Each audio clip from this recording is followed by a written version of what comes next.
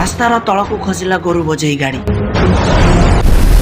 ଗୋଟିଏ ଗାଈ ଗୁରୁତର, 3 ଗୋରୁ ଉଦ୍ଧାର। ତେବେ ଚାଲନ୍ତୁ ଜାଣିବା କଣ ରହିଛି ସମ୍ପୂର୍ଣ୍ଣ ଖବରଟି। ତା ପୂର୍ବରୁ ଭିଡିଓଟି ଗୋଟେ ଲାଇକ୍ କରିବା ସହିତ ଚ୍ୟାନେଲକୁ ସବସ୍କ୍ରାଇବ କରିଦିଅନ୍ତୁ। ବାଲେଶ୍ୱର ଜିଲ୍ଲା ସୋର ଥାନା ନିକଟବର୍ତ୍ତୀ ଜାତୀୟ ରାଜପଥ ନିକଟରେ ଭାରସାମ୍ୟ ହରାଇ ଏକ ଗୋରୁ ବୋଝେଇ ସ୍କର୍ପିଓ ଗାଡ଼ି ଖସି ପଡ଼ିଥିଲା। ଗାଡ଼ିରେ 4 ଗୋଟି ଗୋରୁ ଥିବା ବେଳେ ଗୋଟିଏ ଗୋରୁ ଗୁରୁତର ଭାବରେ ଆହତ ହୋଇଥିବାର ଜଣାଯାଇଛି। ଅନ୍ୟ 3 ଗୋଟି ଗୋରୁଙ୍କୁ ସୋର ଥାନା ପୁଲିସ ଉଦ୍ଧାର କରି ଘଟଣାର ତଦନ୍ତ ଚଳାଇଛି। ତେବେ ଘଟଣାସ୍ଥଳରୁ ଗାଡ଼ି ଚାଳକ ଚମ୍ପଟ ମାରିଯିବା କଥା ମଧ୍ୟ ଜଣାପଡ଼ିଛି